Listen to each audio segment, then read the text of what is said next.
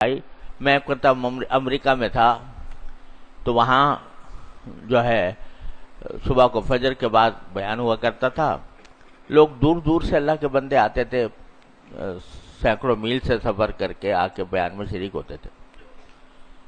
تو جب شروع میں گیا تو دیکھا تو وہ وہاں کے لوگ کہنے لگے جی ذرا یہ مجھے ہمیں بتا دیں کہ یہ عرش پر اللہ میاں کے بیٹھنے کا جو ذکر ہے قرآن شریف میں, تو یہ عرش پر بیٹھنا یہ حقیقت ہے یا مجاز ہے؟ میں نے کہا بھائی تمہیں کس نے اس چکر کس نے اس سوال کیسے پیدا ہوا تمہارے دل میں؟ کہنے لگا جی وہ ایک صاحب آتے ہیں یہاں پر سعودی عرب سے, اور وہ آ کر ہمیں کہتے ہیں کہ بھئی عقیدہ درست کرو, پہلے نماز روزے کی بات بعد میں ہے, پہلے عقیدہ درست ہونا چاہیے. عقیدہ درست ہوگا اس وقت جب تم یہ مانو کہ اگر اللہ تعالی نے کہا ہے کہ وہ عرش پر بیٹھا تو ہاں بیٹھا, یعنی حقیقی معنوں میں بیٹھا. اور اگر اللہ نے کہا ہے کہ اللہ تعالیٰ کے ہاتھ پھیلے ہوئے ہیں تو واقعی کہو کہ ہاں ہاتھ ہیں اللہ تعالیٰ کے. جب تک یہ نہیں کرو گے اس تک مسلمان نہیں ہوں گے. تو اس واسطے وہ اگر کوئی ان سے بات کرتا ہے تو وہ کہتے ہیں قرآن میں تو یہ ہے اور حدیث میں یہ ہے, اور یہ بحث انہوں نے چھیڑ رکھی ہے. اب وہاں اللہ کے بندوں کو نماز پڑھنے کا طریقہ نہیں آتا, ان کو حلال حرام کے مسائل پتہ نہیں ہے, ان کو نکاح طلاق کے مسائل پتہ نہیں ہے, ان کو آداب و مستحبات اور سنن کا پتہ نہیں ہے, اور ان کو جا کے استواء العرش کے مسئلے میں داخل کر دیا. تو میں نے کہا بھائی آئندہ وہ تشریف لائیں تو میری سے ملاقات کرا دینا. تو وہ عرب تھے, تو میری پھر ملاقات انہوں نے کرا دی ایک دن فجر کے بعد.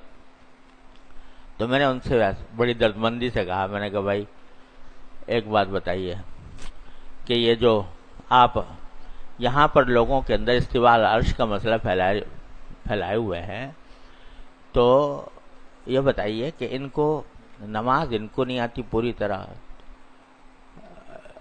اور سنن و مستحبات کا ان کو علم نہیں, نکاح طلاق کے مسائل ان کو نہیں معلوم, حلال حرام کے مسائل معلوم نہیں. یہی سب سے زیادہ آپ کو سب سے زیادہ مسئلہ ہے کہ سب سے پہلے آپ ان کو آ کے سکھائیں کہ عرش پر بیٹھیں گے, اللہ میں کیسے بیٹھیں گے.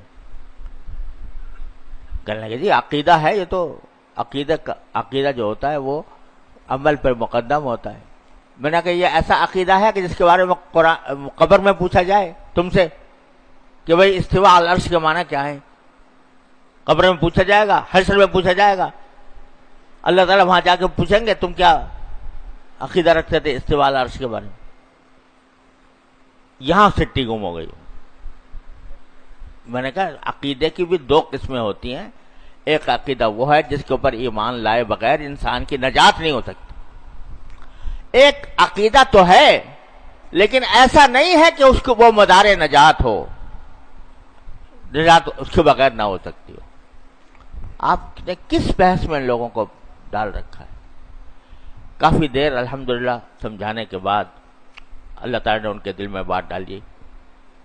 میں نے کہا بھائی یہاں ان کو سیدھی سیدھی دین کی باتیں سکھاؤ, اس بحث میں خدا کے لیے نہ ڈالو, یہ فرقہ میں بٹ جائیں گے اور سوائے فتنے کے اور کچھ نہیں ہوا. ابتغاء الفتنة وابتغاء تأویلہ, وما یعلم تأویلہ الا اللہ. بس کہو کہ اس کے اللہ کے سوا کوئی نہیں جانتا. وما یعلم تأویلہ الا اللہ والراسخون فی العلم یقولون آمنا بہ.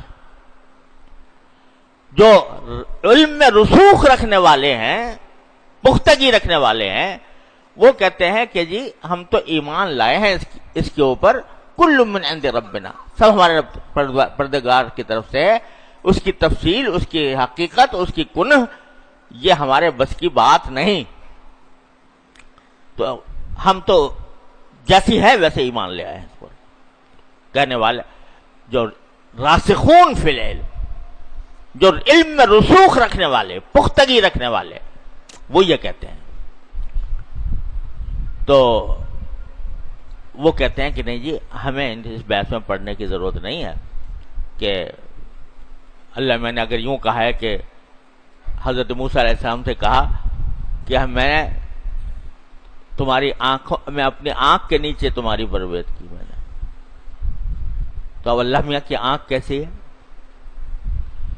اس بحث میں پڑھنے کی؟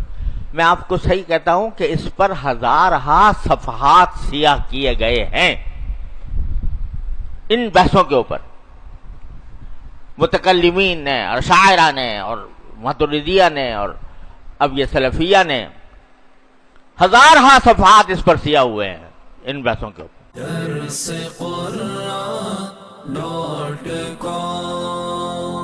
www.darsequran.com